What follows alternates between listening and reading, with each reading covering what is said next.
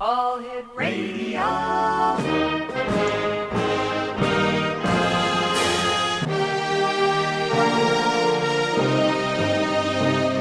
Welcome to the X Zone, a place where fact is fiction and fiction is reality. Now, here's your host, Rob McConnell. Fortune teller, can you see what my future's going to be? Can you see it all in your crystal ball? Have you got a dream for me?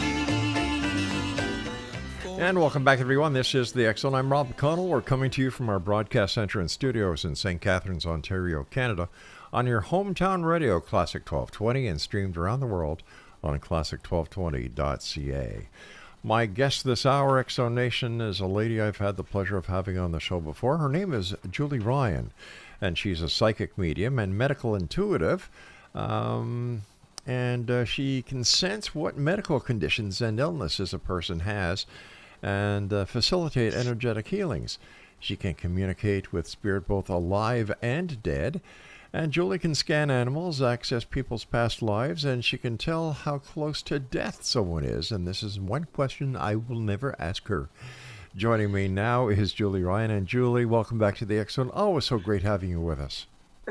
Thanks, Rob. You're cracking me up on that. You're never going to ask me how close to death you are. Well, that's a good idea. I figure that if I send you an invitation and you say, "No, Rob, thank you, but you're not going to be around," I'll get the hint. Oh, gosh. So, no, I'm not going to be the bearer of bad news. Oh, thank you. But if you want to tell me what lottery numbers are, I will take them with open arms and open heart, and I'll split 50-50 with you. Oh, listen, you and me both. I've tried it at racetracks. It doesn't work for that. So how are your holidays, friend?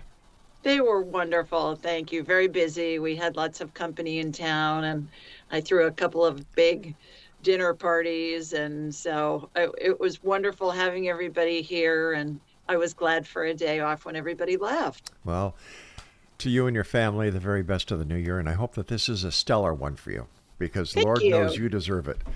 For the listeners who may not have had the opportunity and pleasure of listening to you here on the show in the past, because we're on so many new affiliates, tell them about Julie Ryan. Well, I am an inventor of surgical devices sold throughout the world and former manufacturer of surgical devices. And I'm a serial entrepreneur, Rob. I've invented not only medical devices, but I've founded 9 companies in 5 industries in my career. And I learned how to be a medical intuitive and psychic medium. So I'm a businesswoman who learned how to do woo-woo, and I'm a buffet of psychicness. I've got a good friend, Georgina Cannon, who is the lady in charge of the Ontario Hypnosis Society. And she, when I first heard her say the woo-woo, it cracked me up. In fact, we used to have a web page called the Order of the X Zone Order of Woo-Woos, and that's where we would put all the woo-woo guests. But I've decided that was going to bring us negative karma, so I took it down. I think woo-woo is a fun word, Rob. I don't get much pushback. Every once in a while, I'll have somebody say, well, you're not being serious enough about this important stuff. And I'll say, Spirit's pure love and pure joy. We're supposed to have fun doing this. And woo-woo is a fun word. You can't hear woo-woo without laughing. Most people are like, what is that? Well, that could be a train with a hair lip. Instead of going choo-choo, it goes woo-woo. You're right. How did you come to realize that, besides being this very busy entrepreneur lady, this inventor, that you were a medium and a psychic? Well, I learned how to do all that stuff. I didn't grow up with dead people chasing me, or if I did, Rob, I wouldn't have known what to do with that. But I was interested in energy healing primarily because my career for 30 years was in the hospital supply industry, not on the drug side, on the medical device side. And I had a friend give me a book and it was by a woman who called herself a medical intuitive. And I thought, what the heck is that? I'd never heard that term. So I delved more into the topic and found a school that taught this stuff. And that was 30 years ago. So I've been doing it for a really long time. Not full time like I am now. That's only been in the past 5 years or so after I sold my medical device company. But it's really been fascinating. And I can see that all of my life and my career has led me to this point where it's prepared me for doing this work to help people around the world by answering life's unanswerable questions, whether that has to do with health or want to talk to a deceased loved one or a pet or spirit guides or do Right. past life stuff, whatever. What was it like the first time you realized that you were talking to someone who was on this plane in a meat suit and they are now on the other side solely in spirit? I thought it was great. It was like being able to tune into a frequency similar to a two-way radio or similar to what we're doing this evening, on the radio station. Right. It's all about the megahertz, right? The Yep. frequency. And so it just gives us access to information that perhaps it would be difficult or even impossible for us to find on the earth in our human reality. And also, I find that it helps the grieving more than anything else, Rob, when they can talk to their deceased loved ones. I must tell you, and my listeners of many years know this, I was a skeptic when I first started, going back 30, I think this is our 34th year doing the show. And I was a skeptic.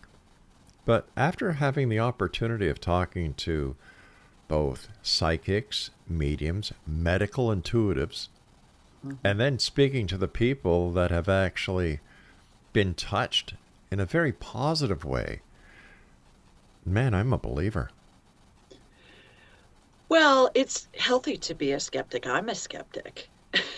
I just think, okay, really? Yeah. But when we're talking with deceased loved ones, usually I have a client and they've lost a loved one. I just finished doing my Ask Julie Ryan show half an hour ago, and I had a woman call in and she'd lost her husband, and her husband was giving her all this information about his funeral Wow. and what he wanted and how he wanted it and all of these other things. And the information that we get is so fascinating because a lot of the time it's really random and it doesn't make sense to me, Rob, but it makes sense to the person with whom we're talking.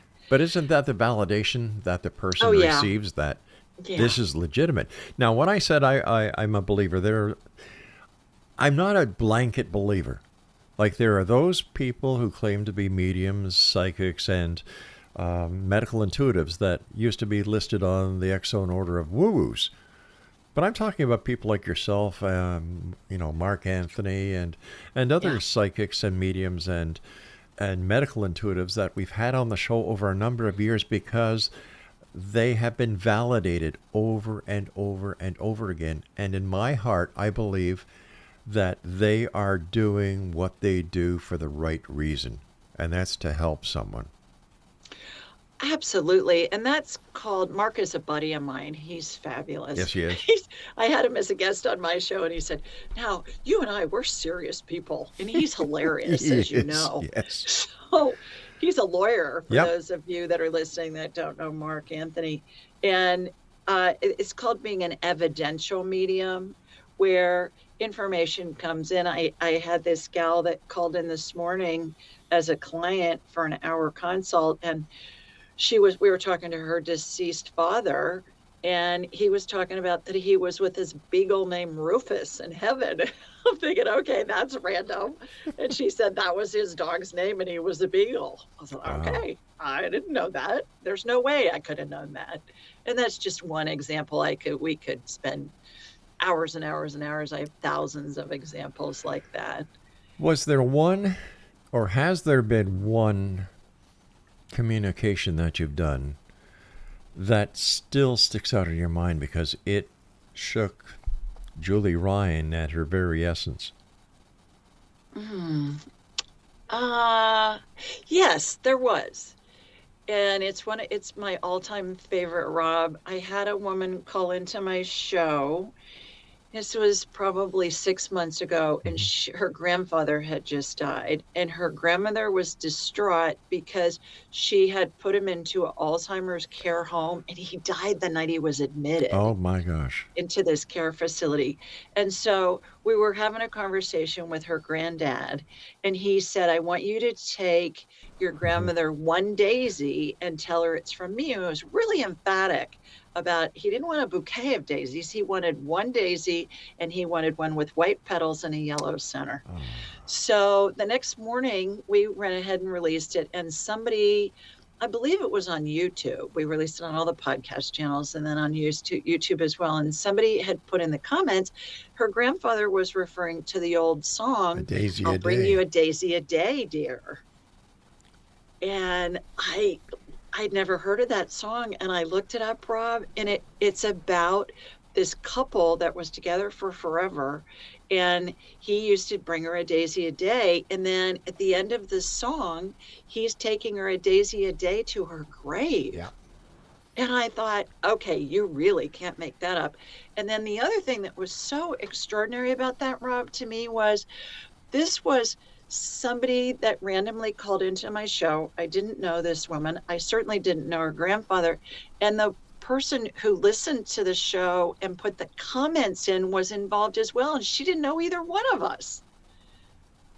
So that was spirit working in a multitude of ways with several people to bring that message to this caller's grandmother to bring her comfort. Is there any way we can try to fathom how this all works out? Because there are so many things that are in play for something like this to happen. Well, it's spirit working through us and with us. The work that you do, the work that I do, the work that many others do, regardless of what our profession is, once we connect with spirit, we get guidance in a way, and it helps us live a more joyful, more productive, more satisfying life. I have people from all walks of life that I interview on my show. And then I have a call-in show too. So we release an interview show on Tuesday mornings, and we release the call-in show on Friday mornings. We record that Thursday night. And I think it's fascinating how it doesn't matter whether you're a floor sweeper in a restaurant or whether you're a neurosurgeon. Spirit's communicating with us the whole time. It's learning to connect into that so we can get that guidance. Speaking about connecting, I have to take a commercial break, so please stand by.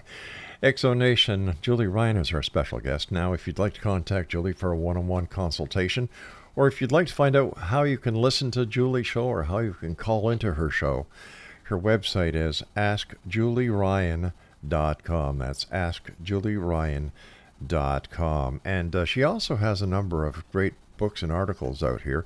Angel Messages for Kids, Angel Messages for Dogs, Angel Messages for Cats, Angel Messages for Truth, the 2-minute rule. And Julie and I will be back on the other side of this break as we continue here in the X Zone with yours truly, Rob McConnell, from our broadcast center and studios in beautiful downtown St. Catharines, Ontario. And you're listening to us on your hometown radio, Classic 1220, and around the world on classic1220.ca. We'll both see you on the other side of this break, so whatever you do, don't go away. Fortune teller, can you see what my future's going to be? Can you see it all in your crystal ball? Have you got a dream for me? Fortune teller.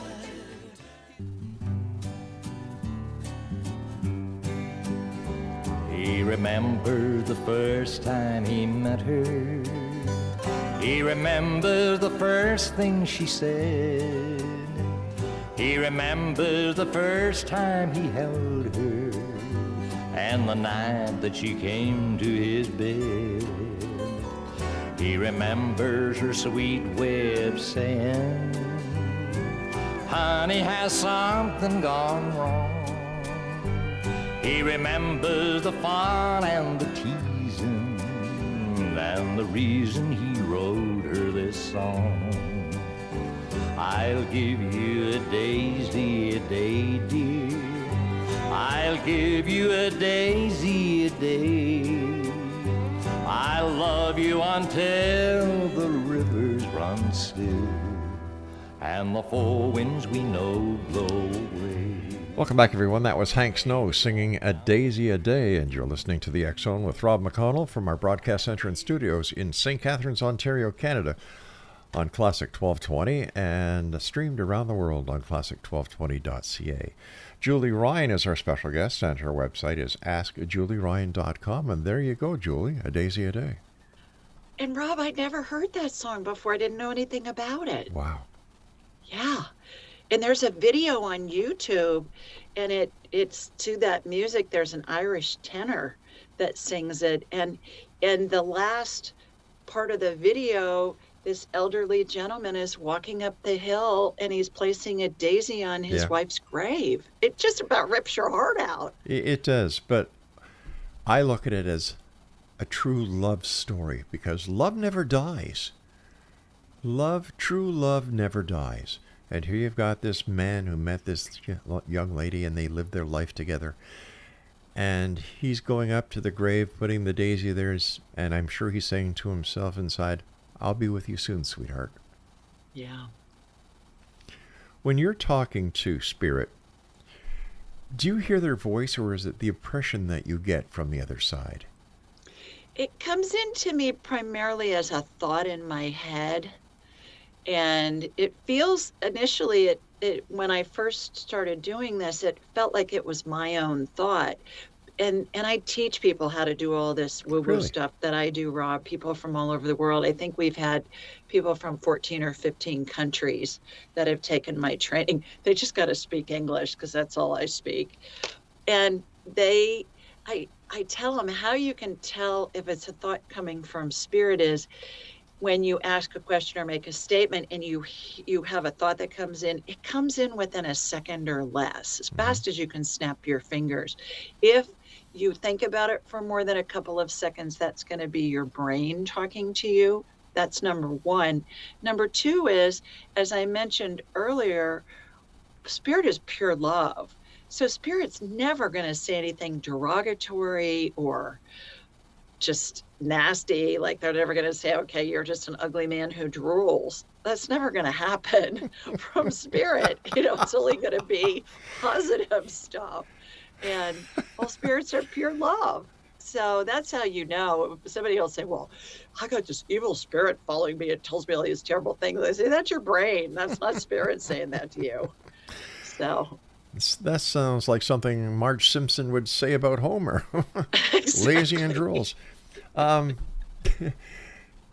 How hard is it for you to deal with someone who comes to see you for communication on the other side, and the person that they want to communicate with is a child?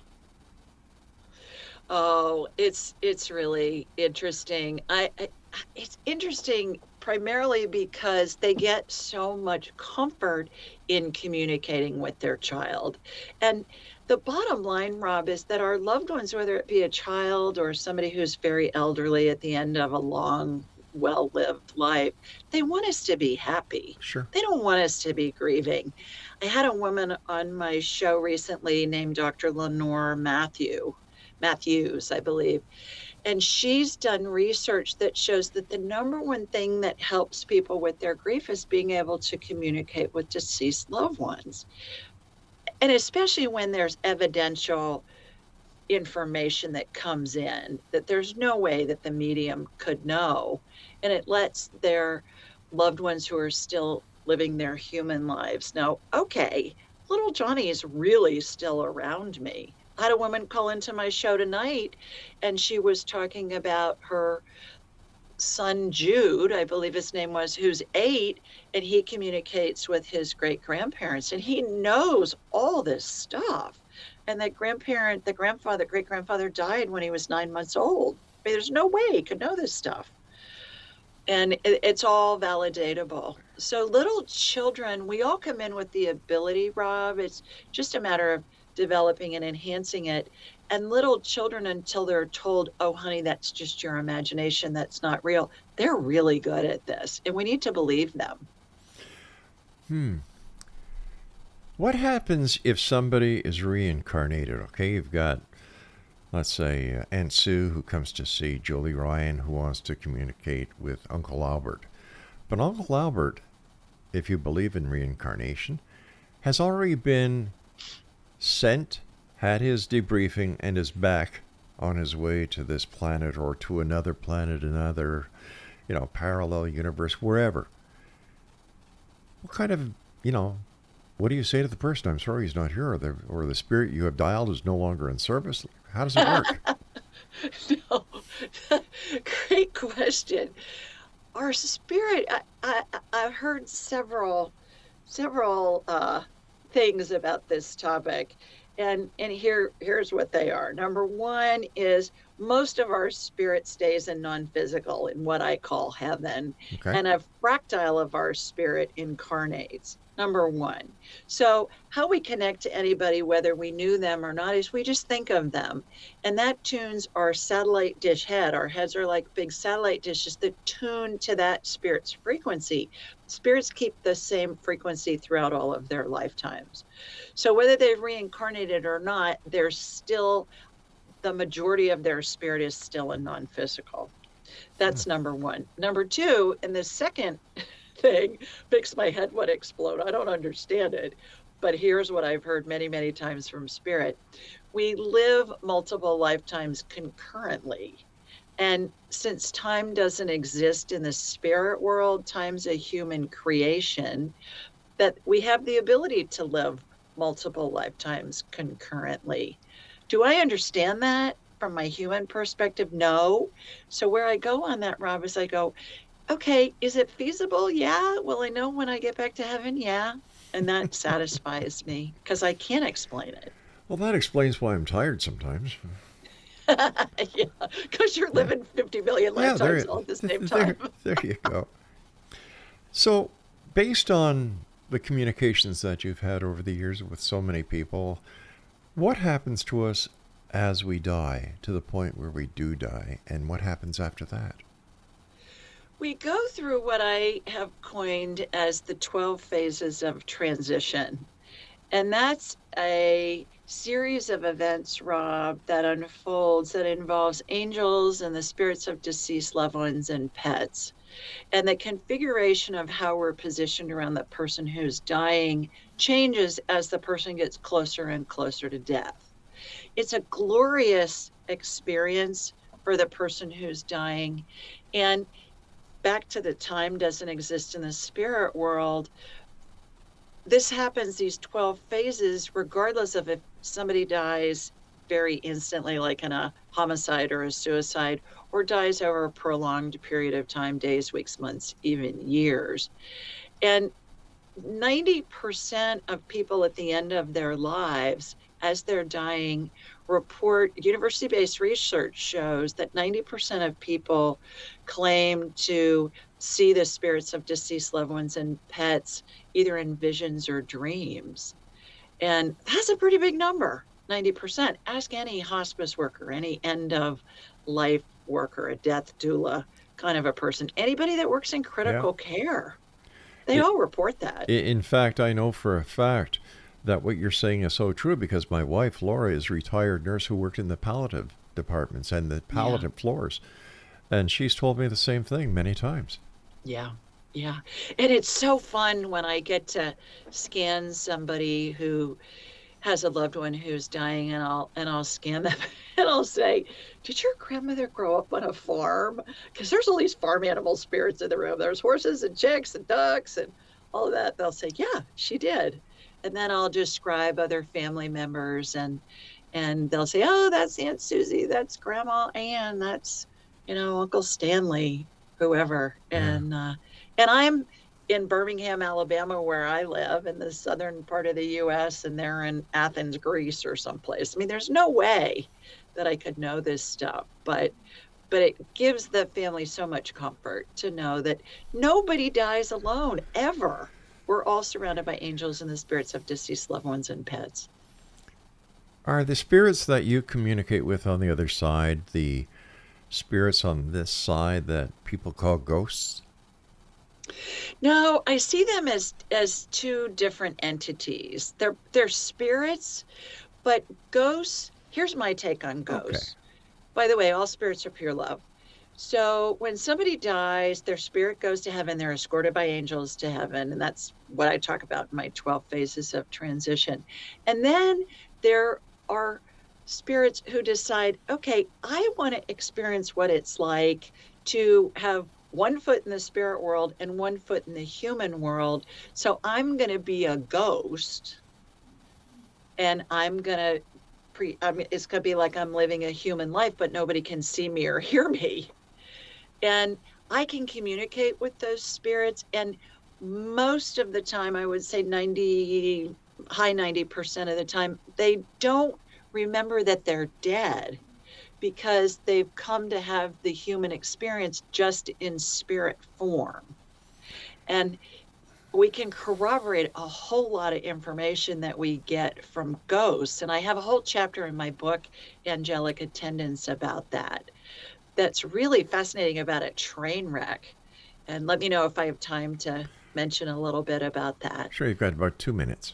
Okay, so I was in a building with a friend, his office building, and he said, "This place is haunted, it's crazy, come check it out." And I saw in my mind's eye, Rob, I saw all these spirits. There had been a train wreck, and I saw a makeshift morgue. And so I was able to communicate with those spirits and get what the date was and where it was and what happened and all that. We were able to find all that information in historic newspapers. That's just one basic example of what happens. Another one real fast, my daughter-in-law at her grandmother's house at Thanksgiving, they were fixing the meal and they watched these antique utensils in the kitchen come off the wall and fall on the countertop. And they were calling me going, "What the heck is going on?"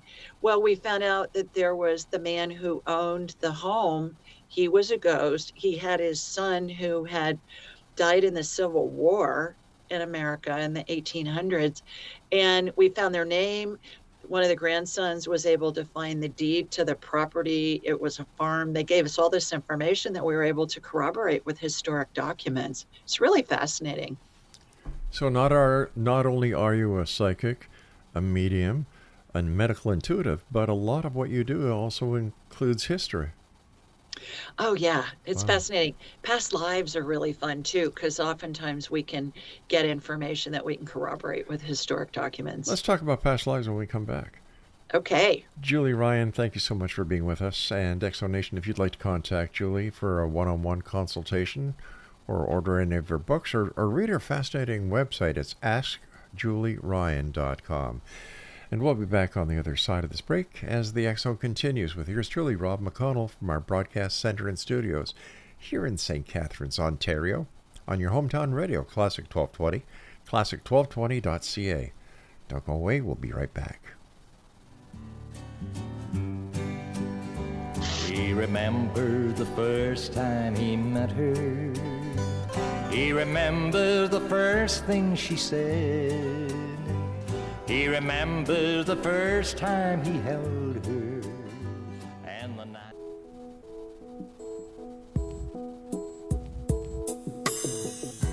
Close your eyes, give me your hand, darling.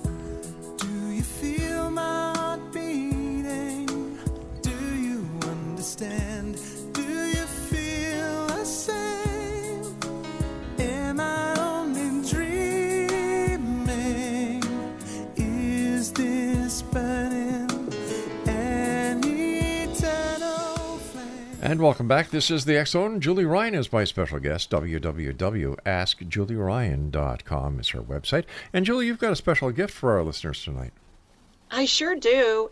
Anybody that wants a free digital and audiobook download of my book, Angelic Attendants, What Really Happens as We Transition from This Life into the Next, just go to julieryangift.com julieryangift.com, julieryangift.com, and just say, hey, I heard you on Rob's show and I'd love a free copy of your book, and we'll be delighted to send one to you. And thank you for that. I greatly appreciate it, and I'm sure many members of the Exo Nation will take you up on that offer. We were talking about past lives just before we went to the last break. How come past lives are very popular these days? It seems that 10 years ago, nobody was really talking about it, but now everybody's talking about it. What was the catalyst? Oh, let me think about that for a second, Rob. I don't know. I've never thought about it. What's the catalyst to people being interested? I think people are becoming more and more interested in spirituality in general, simply because there's so much more proof about it. And we have become, in the past 150 years or so, way more proof-based. We want to see proof for things before we believe it.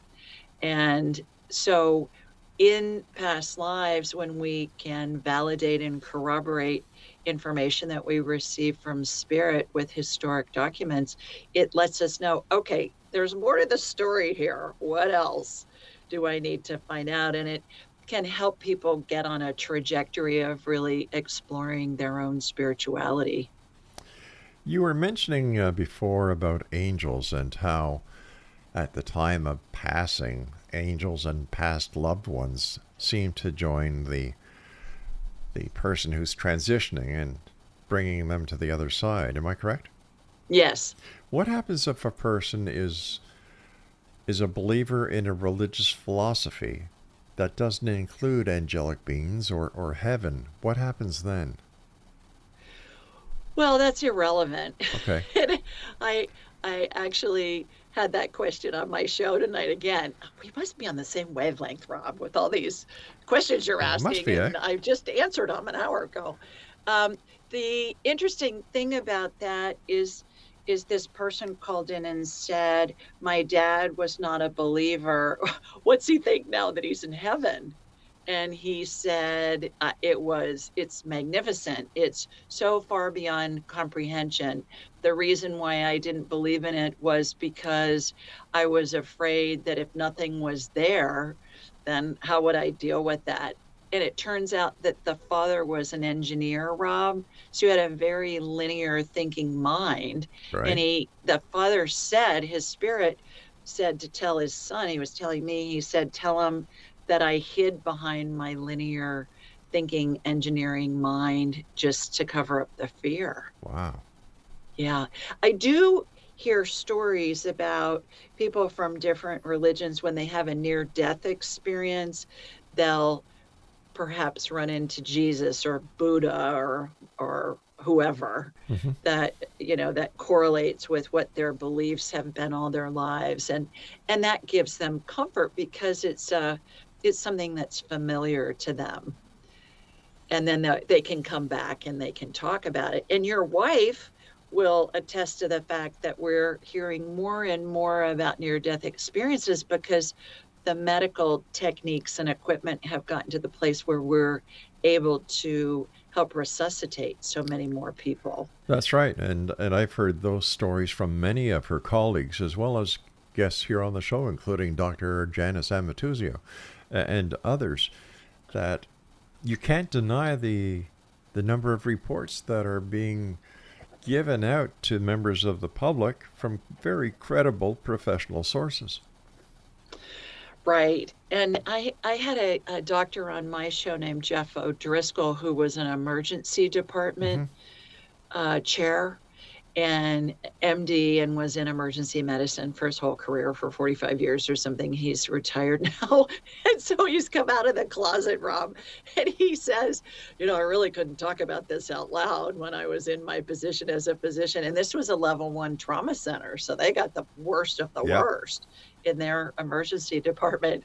But he said, now that he's, come out of the closet, he would, for instance, if somebody came in and they had been in a car accident. One guy in particular comes to mind, they told us a story about, and his wife died, and his wife's spirit was in the room in the emergency department helping him save her husband. And he told all kinds of stories about that. But he was afraid that he would lose his license if he talked about it. I think the nurses are way more comfortable, and they're really bringing the doctors Yeah. into the fold, because a lot of this stuff, you just can't deny it because it's all validatable. That's right. Plus, the internet's been a big asset in that as well. You're right. Yes, I agree. What is the most... Every talk show host has a special segment or a special topic that they love talking about. I love talking about angels. What is your favorite topic? Health stuff. As a medical intuitive, I watch energetic healings. I'm like a human MRI. I can scan somebody anywhere in the world, and I can see in my mind's eye broken bones, torn ligaments, viral infections, bacterial infections, cancer, whatever. And then I watch energetic healings happen. I believe it's spirit, God, whatever you want to call it, working through me and with me to help facilitate healing with the person with whom I'm speaking at the time. And the healings that I get to see, Rob, are so phenomenal. Something could be added, something could be removed. I watch procedures all the time that emulate what I saw in the operating room for all those decades when I was in that business. Sometimes, a lot of the time, I see healings that utilize methodologies and devices that haven't been invented yet. And I get to see stem cell energy generate new organs that show up on subsequent scans at the doctor's office, and it freaks out the docs. It's hilarious when that happens. It's really phenomenal.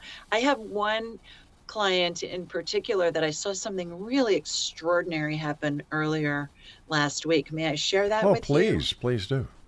This gentleman had been on a ventilator for 2 weeks. He had pneumonia. He has cancer. He had part of his lung removed and a couple of ribs, and he went into pneumonia afterwards. And so as they were trying to wean him off the ventilator, his guardian angel was over his head in the ICU bed, and its wings started to move in this slow rhythmic motion, and it was getting him to match the motion of the angel wings moving so that he could retrain his body to breathe on its own. And that went on for a matter of 2 or 3 days. I'd never seen that before. It was just extraordinary that was happening. How do we explain these things, these miracles? I don't know that we can. I think we just accept them. In the 12 phases of transition, speaking of angels' wings moving, since angels are your favorite topic, Yes. At the end, at about phase 9, as the person's really getting close to dying, to transitioning, the angel wings above their head start to move, and they remind me of a giant owl that's silent, when they're flying at night, but their wingspan is so big you can almost feel the drag of the owl's wings. That's what this reminds me of, these angels, and it creates a vortex above the head, and that's how the spirit exits. That's what NDEers talk about, going through the tunnel. Yes. They go through a vortex.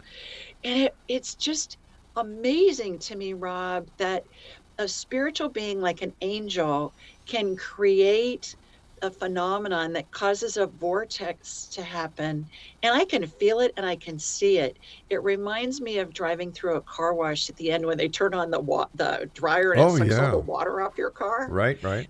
And well, come to find out, when I was doing some research on my book, there's this thing called the wingtip vortex that causes lift of every plane, every jet, every bug, every bird. If you Google wingtip vortex, there are hundreds of thousands of aeronautical engineering drawings and papers and stuff on that.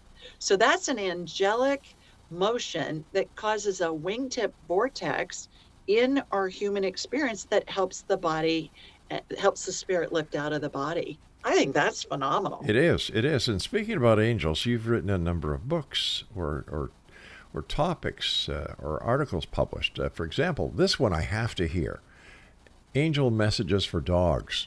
Yeah. Yeah. Well, it's my children's book series are called Angel Messages, and that came to me laying in bed one morning.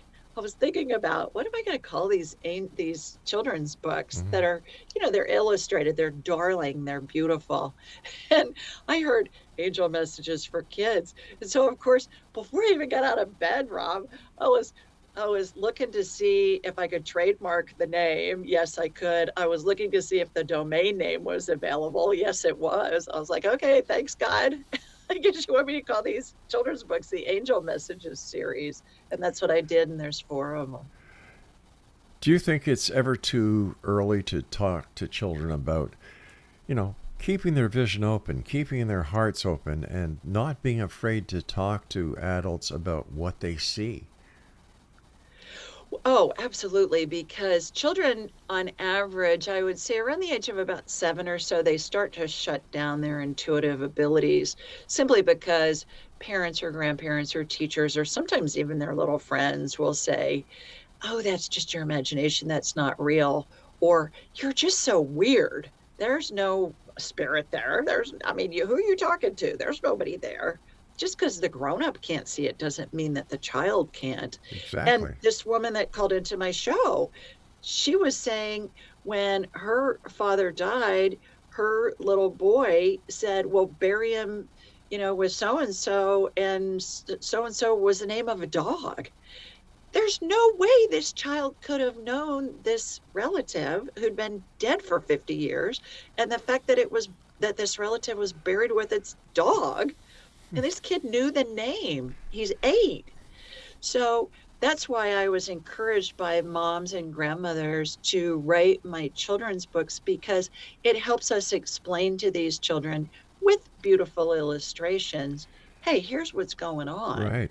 Well, I've got a theory that, why children change their belief system around the age of 7, because up until that time we teach them that cows jump over the moon, some people live in pumpkins, there's a cow that jumps over the moon, a dish runs away with a spoon, and let me see that there's a tooth fairy, and that one was hard for me to accept.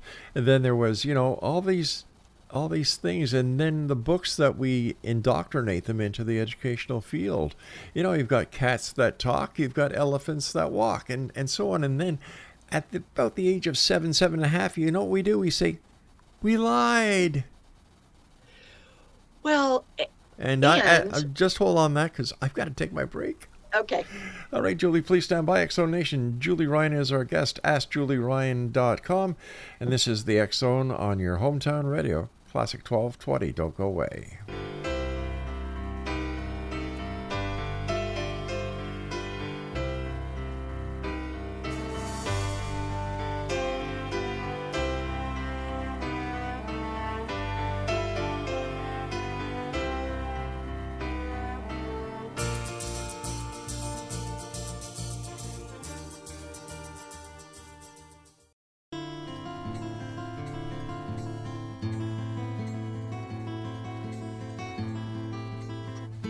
It's not my way to love you just when no one's looking. It's not my way to take your hand if I'm not sure. It's not my way to let you see what's going on. Welcome back, everyone. This is the final segment of tonight's show, our 2 hours that started the beginning of January, Monday through Friday from 10 p.m. until midnight, right here on your hometown radio, Classic 1220 and classic1220.ca. And if you'd like to send me an email, if there's a special guest you'd like us to bring on the show, if there's a special topic, if you'd like to get in touch with somebody because you have a problem of a paranormal, parapsychology, or whatever your problem is, if we can help you, we certainly will. And the email address is xzone@classic1220.ca.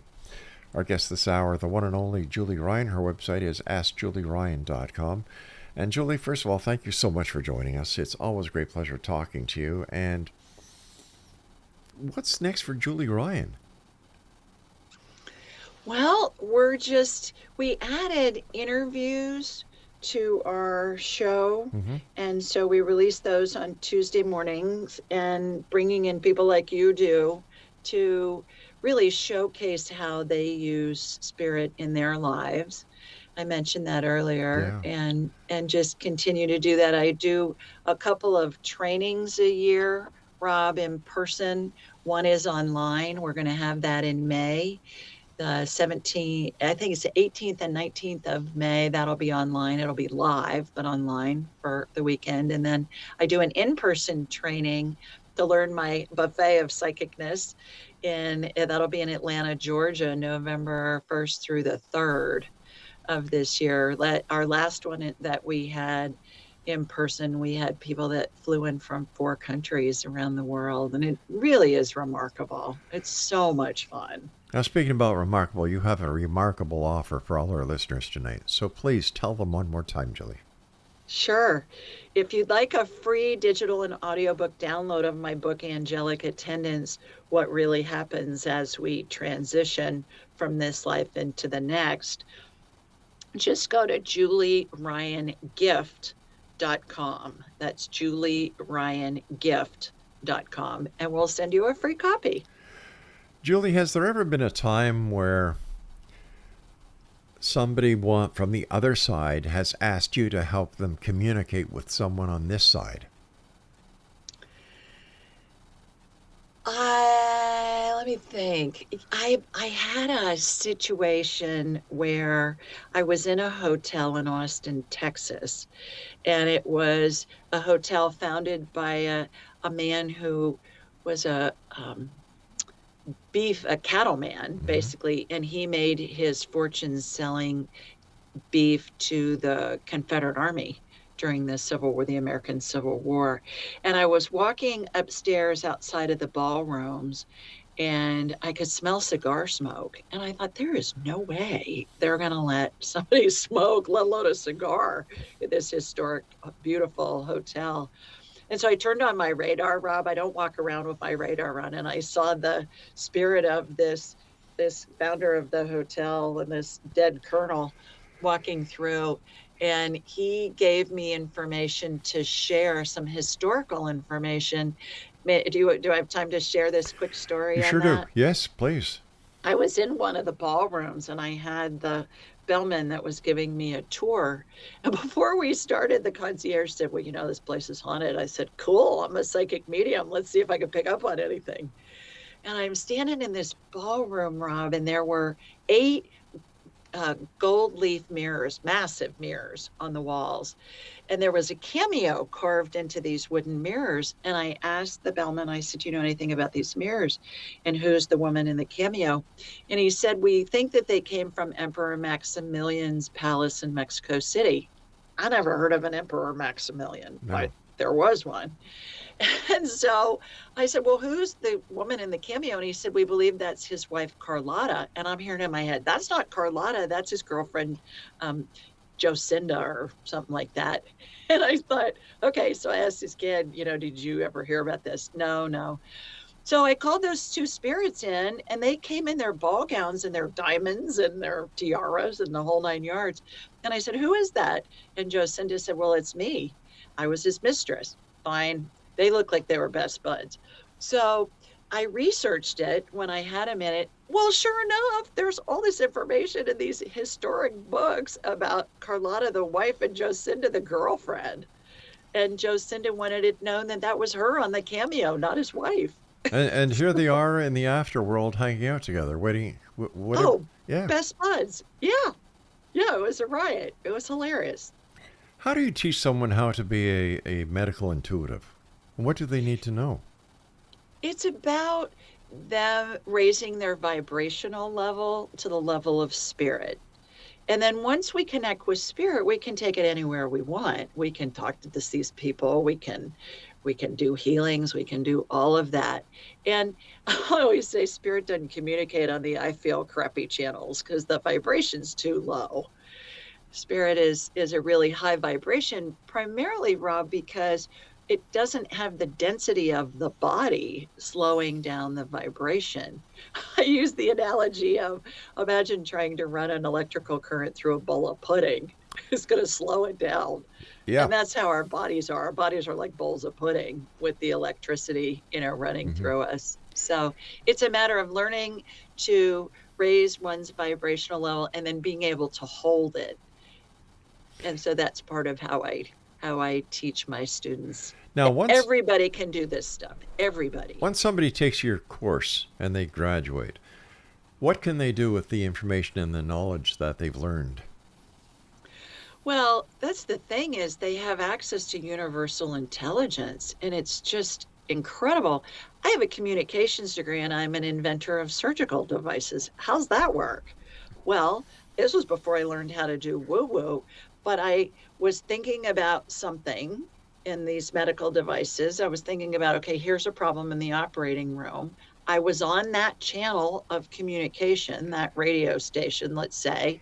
And so I got information downloaded into my head about how to do these inventions, and then got them patented and sold throughout the world and manufactured and all of that. So that's the kind of capability that we have. Anything we want to know is accessible through our brains just by connecting with spirit. What are some of the success stories that you can share with us about people who have taken your courses and what they've been able to do with them? Oh gosh, I have people from all walks of life, Rob. I have physicians and psychologists and professors and teachers and plumbers and housewives and just people from all walks of life. And then they take this information and they use it to not only better their lives, but better the lives of everyone they touch. Especially these professors, think about, I think from 12 different specialties. We've had professors from all over the world who've taken the class, and they share this with their students. Teachers of little children share this. I had a woman call into my show who had taken my class, and she's an elementary school teacher, and she had a child in her first grade class that could see spirits, and everybody was ridiculing this child and not believing this child. Well, the gal who graduated from my class believed her, and she was able to corroborate the information, and that helped her not be bullied and ridiculed. As a psychic, what do you see for the year 2024? Oh, good. Our thoughts create our reality. So if you're watching stuff that's disturbing, turn it off. Don't listen to it. Don't watch it. Because our thoughts create our reality. And we need that contrast, Rob. It's been my experience. We need the contrast in order to create. When we know what we don't want, it helps us create what we do want. And that's how we advance as a human race and as a civilization, is we know things that we don't want to happen. Look at the Holocaust, for heaven's sakes. Look how we've created things to help prevent that kind of those awful tragedies happening as a result of that. So everything that we go through is benefiting us in some way. We may not be able to see it right at that moment, but certainly when we look back at it, I would say most of the time we can look at something, even if it's a horrific experience, and say, yeah, this is how I grew from it. My final question for you tonight, Julie, is that I've heard stories and accounts of medical intuitives doing the impossible that the medical profession said could not be done. I say it all the time.